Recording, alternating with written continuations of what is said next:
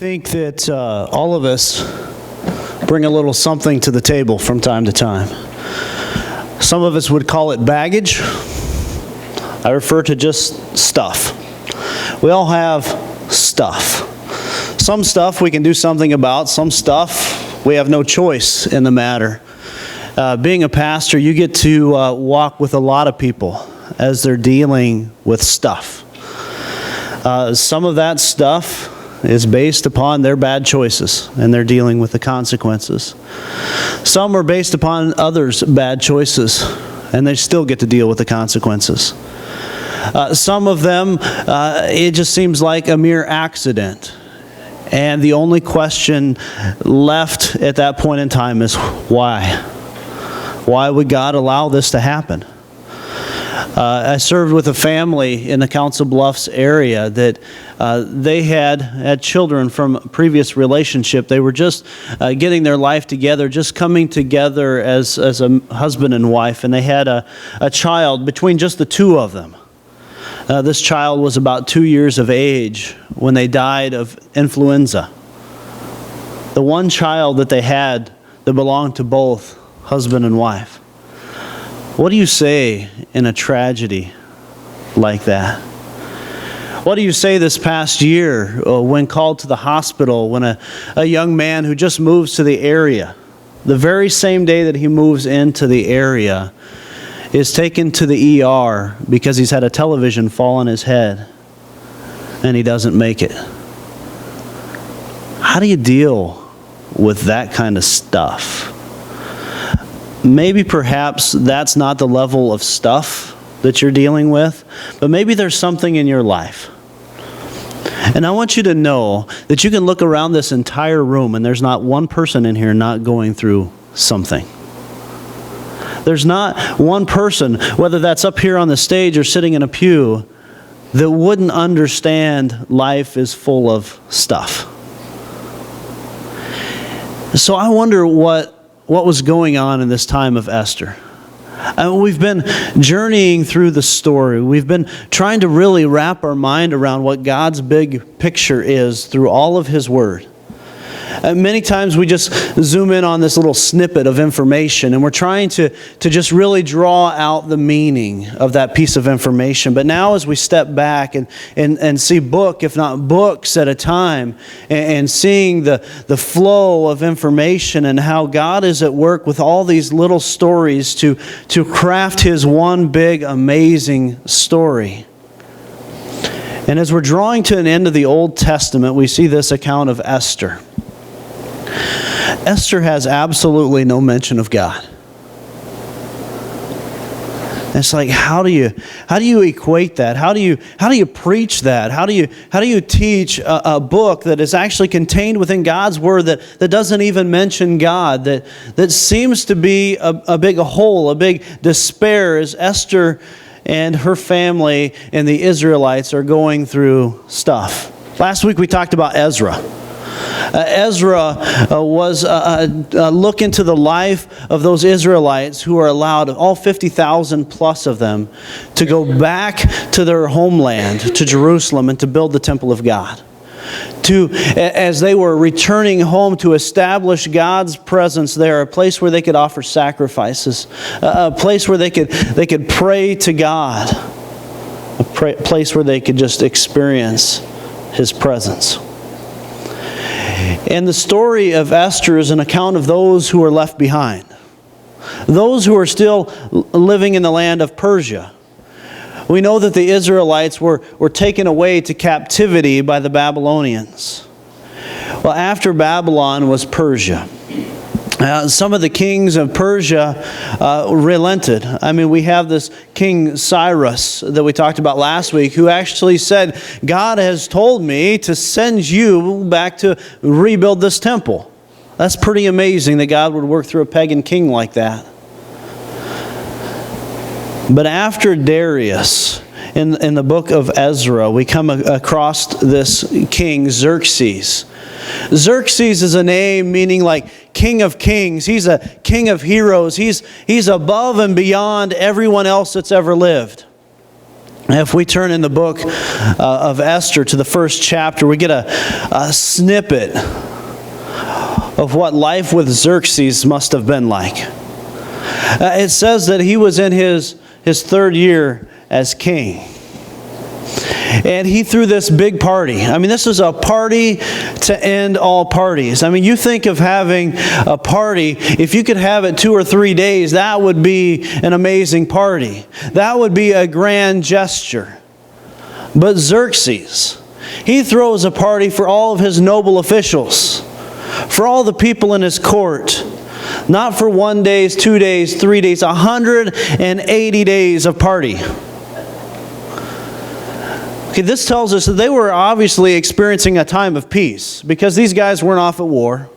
They weren't fighting. They weren't trying to conquer anything. And something about Xerxes, he's saying, look at me. Look at me. And all the while that Xerxes is throwing this party are these Israelites dwelling in the land of Persia going through stuff. So Xerxes' nobles and officials, and maybe you think that that's a half a dozen guys, or maybe a dozen guys. Some scholars would say that's as many as 15,000 people. 15,000 people gathering at his palace. I'm going to throw a map up here on the screen. Actually, Jim is going to do that for me. And this is a picture of the region. You can see by this picture that this is a very large area. I'm going to turn on a laser pointer here and try to give you a better glimpse. This area right here would be Jerusalem, a small dot on the map. When the Israelites were led off to Egypt, they went just down here. Whenever they were taken to Babylon, that's over here. Well, this story is actually taking place in Susa over here. The area of Persia encompassed all of this. Next map, please. If you were to equate that today to the countries that existed, you got part of Egypt, Iraq, Iran. Susa was actually in Iran. And you've got these other countries. This is an area roughly the size of the United States of America.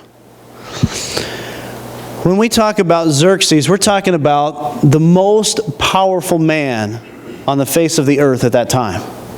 He was indeed to these people the King of Kings. And when he was throwing this party, it wasn't just 15,000 people coming in for 180 days. Can you imagine how much it cost?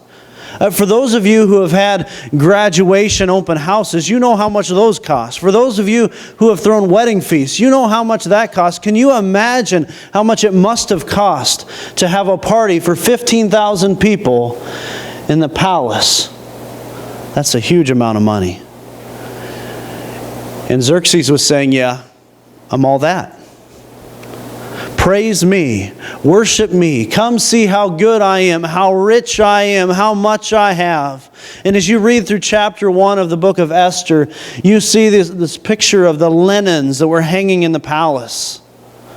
And those linens alone, I mean, if somebody had a purple robe, they were rich. That meant a lot. But this palace had purple curtains. This palace had benches. They weren't made of wood or even of steel. They were made of gold and silver. The rods that these curtains hung on were silver rods. The floor was inlaid with jewels. This was immaculate. And as he's throwing this party, you get a kind of a taste for Xerxes, because there was an open bar. Even when the pagans were invited in a week later, or a week after this 180-day party to experience the king's glory, they had an open tab on the bar. Give them what they want. Allow them to experience what they want to experience. As the nobles and the other officials were gathered around, I mean, it seems to indicate in the text that there were lots of women present. Now, we're not talking like wives and girlfriends. We're talking hookers, prostitutes, dancers. I mean, when they were partying, this was Sin City to the max. All the alcohol you want, all the women you want. It was crazy. And then we see that Queen Vashti, the king's wife, well, I don't know if we could really say that. I mean, she's like one of many wives. And he didn't just have wives, he had lots of other women. He had an entourage of ladies that were there for his amusement, to worship him. Most all of them were beautiful to whatever society's standard of beauty would have been at that time, and you can imagine what it would be for us today. But as he's gathered on the seventh day of the feast, and the nobles are gathered around, and he's like, hey, fetch me my wife, Queen Vashti. If you were to paraphrase this today, she is a hottie, you need to see her. This is great. You need to know that I'm not just rich, that I'm not just powerful, but I have the best looking wife that there's ever been. You need to envy me because I got it. I got it good. And it says that he sent these eunuchs off to get her. Now, a eunuch is a term meaning castrated man. So if you were to work with the women in the king's court, you must first be castrated. That's the way it was. Sound a little intense? Well, I can remember as a high school student kind of talking amongst the guys, all the cool jobs it would be to have as a guy working with women, whether that be taking pictures or whatever.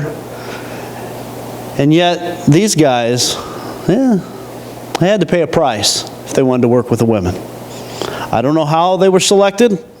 I don't know if they just got the short straw. Tough job regardless. So they went to get Queen Vashti and to bring her in. And the text says that she would be wearing her crown. It was probably a turban of some sort, but what's kind of missed in the text, and scholars would agree that she was probably going to be asked to come in wearing nothing but the crown. She was a piece of property. She was just something for these other people to oogle over and go, wow, you are the man. Vashti, she was put in a tough situation. The king was there in all of his glory, showing everyone just how good he was, how amazing of a king he is. And as his entourage were gathered around to worship him and his glory, she was asked to come in. Her saying no could lead to her death. But she did it anyway. Lost in this story of Esther is the story of Queen Vashti, who had an amazing amount of courage to be able to say to the king's officials and then thus to the king, no, I'm not going to do that. There may be all sorts of opportunities that this world gives you, that people give you to parade your beauty before them so that they can degrade you and look down upon you. It may feel good at the time because people look high upon you, but the reality is that it actually lowers you in value. And then in this whole story, this absence of God in the book of Esther, we see this man Mordecai. Mordecai is a faithful servant in the king's cabinet. Mordecai, though, he's kind of I guess you'd say a behind-the-scenes Christian. He's like, yes, I believe in God, but I don't need to broadcast that to anybody. This is between me and God. This is a private kind of faith between me and God. Besides, if other people knew, they would probably make fun of me, harass me. I wouldn't get anywhere. That was Mordecai. Mordecai had the responsibility of raising his niece, Hadassah, as we know as Esther. Now, as the king was in his court and being embarrassed, he began to seek out his wise men, and he began to ask them, now, what should I do with this woman? I mean, she's embarrassed me. She's angered me. What does the law give me permission to do? Well, as the wise men gathered in their huddle, they decided, you know, it'd be best if you would just remove her from your presence. She would never get to be with you again. Wow, an arrogant jerk, and you never have to be with him again. Some punishment. I don't know how that works out, but she gets it. along this journey, one of the reasons that these other guys are representing the king and asking for this punishment is they're afraid that their own wives are going to betray them. That they're going to say something and their wives are going to rebel against them. And the queen, after all, she disrespected the king, so, hey, I can disrespect my man. And they said, well, we'll have none of that. They actually even sent a message throughout the entire region. In the region so big that people spoke in so many languages that the king sent out the decree in multiple languages to the people as they could hear that the man shall be the head of the house. Pretty big decree based upon the king. Now they also said, you should go out there and find a woman to replace Queen Vashti. I mean, such a woman that whenever you find her, everybody else is going to forget about this queen. And the queen's going to go, boy, did I screw that one up. Boy, did I miss out on an opportunity. So some time passes and they're having this parade of talent. You could call it a beauty pageant if you want. I don't know exactly what it meant, but they went out and found the prettiest of the pretty girls. Amongst those, Hadassah, Esther, Mordecai's niece, a Jewish woman. Mordecai made a specific decree, personal between he and Esther, and he said, don't let anybody know who you are. He was afraid that the government would come against him and against his house. So Esther goes through this months-long process of beautification before she can even be presented before the king. And out of all these women in all of the land, Esther is selected as the best of the best. That's saying something about Esther. Esther had an amazing beauty that surpassed many others. But there's something about Esther. Esther is not really out there with her faith. Esther is hiding it so much that she's actually exposing herself to some of the problems in the government. I mean, after all, who wouldn't want to be one of the many wives of this great and glorious king? This King of Kings. I mean, during this time, we're not even mentioning God, so does God even exist anymore? Does God even care about us anymore? I mean, we're going through our stuff over here in Persia, and we're experiencing this great oppression, and where is God at? Perhaps that's a question that you ask as you're going through life's stuff.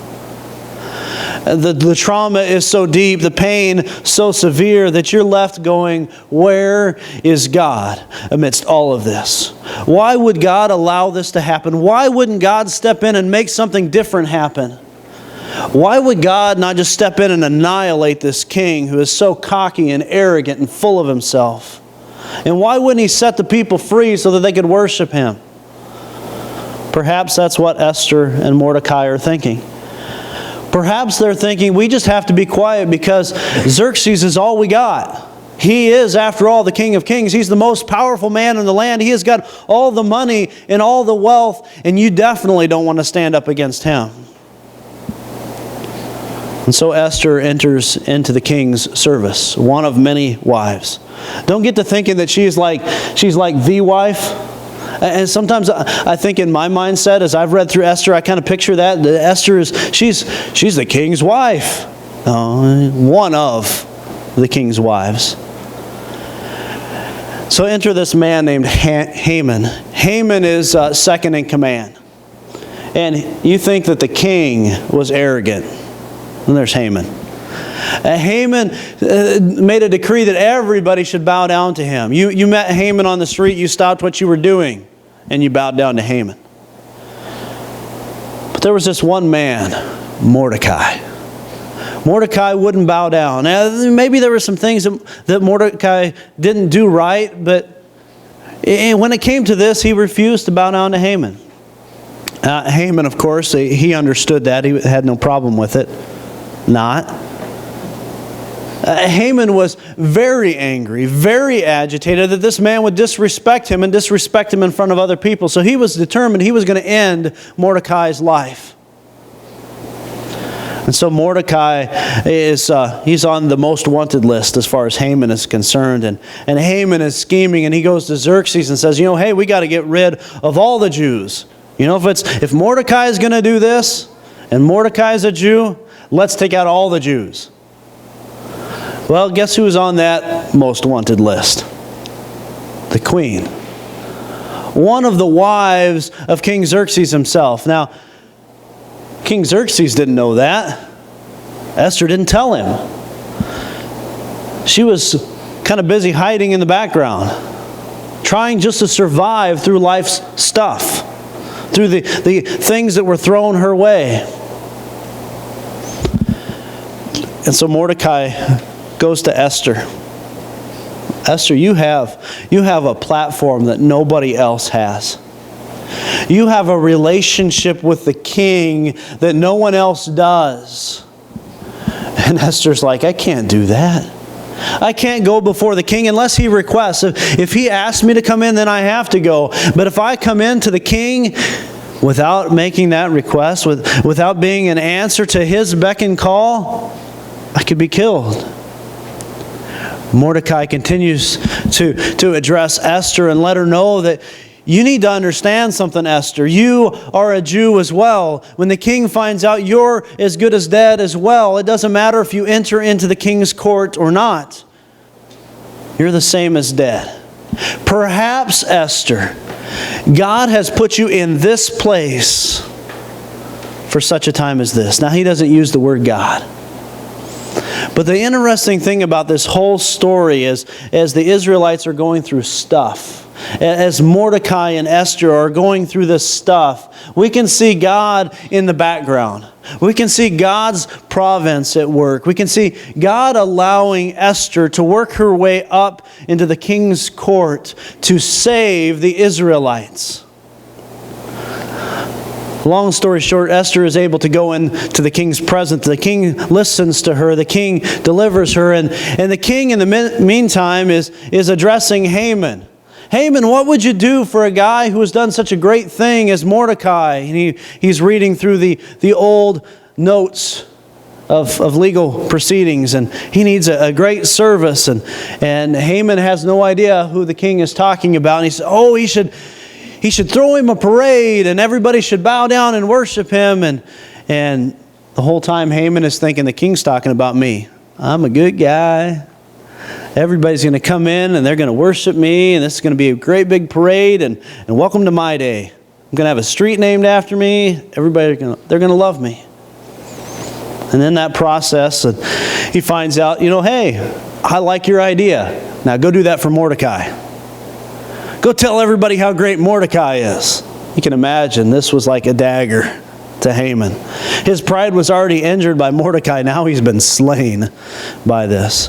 The king finds the plot, and one of the guys speaks up and says, hey, Haman, I noticed he's got this thing in his yard. He was getting ready to hang Mordecai. Perhaps there's another use for it. Well, let's just say Haman didn't make it very much longer. And God is at work through all of this. What stuff are you going through? What challenges are you facing? Perhaps you made some pretty dumb choices and they got you there. Perhaps you just made some mistakes. They weren't even intentional choices. You just made some well-intentioned mistakes, and they've left you with consequences to deal with.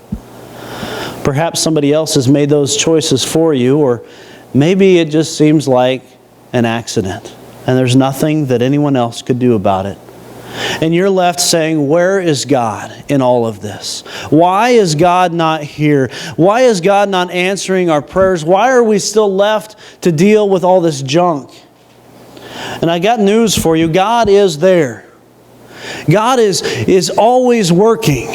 He's always present. Even if His name is not mentioned, He's working in the background. His providence is going to be made known. And regardless of what person comes into this world and says, hey, look at me, I'm the King of Kings, everybody bow down to me. Regardless of who that is, what political leader that might be, what business official that might be, what kind of husband that might be, there's always a God above him. There's always a king above him, the King of Kings and the Lord of Lords. There's somebody else at work in your life. And you must believe that, amen? God is always at work. And I believe He's at work in your life, and He's at work through your stuff, and He's alive and hearing your voice, and He's hearing your plea, and He's saying, just like He said through the prophet, return to me, and I will return to you. Come back to me, worship me, acknowledge me, quit bowing down to these other people and this other stuff. And come back to the one true God, the one King of Kings, the King that's not going to lord it over you, but is going to get on His knees and serve you. The King that's not going to ask you to die for Him, but that's going to die for you. It's a different kind of kingdom, and it's a different kind of king. And as we're going through Esther, we're ushering in the King of Kings. We've got 1 week left through Nehemiah as they're rebuilding the city walls. But as we look at Esther, we see this foreshadowing that probably you couldn't even begin to imagine, that there is this coming king, and it's going to be so much better. The feast, the party, 180 days, that's nothing. The jewels in the floor, the curtains, they're nothing. Have you read the book of Revelation? They're nothing in comparison to the palace that God has for us in heaven. He's trying to say in Revelation, I can top that. Don't bow down to that. Don't give in. Satan is always trying to weasel his way in and find a way to take the throne in your life, in our country, maybe in your household. But that's God's throne. And He's going to come back and He's going to claim it. And Satan's going to be there. He's going to tell you, yes, you can have it. Yes, you can have the party. Yes, you can have the women. Yes, you can have the booze. Yes, you can do whatever you want as long as it makes you happy. But the reality is that those things will leave you empty. And God loves you enough to tell you, no, you don't need that. You shouldn't go there. Do we love God enough to listen? To come back to His presence, to bow on our knees before Him and say, you are the King of Kings and the Lord of Lords.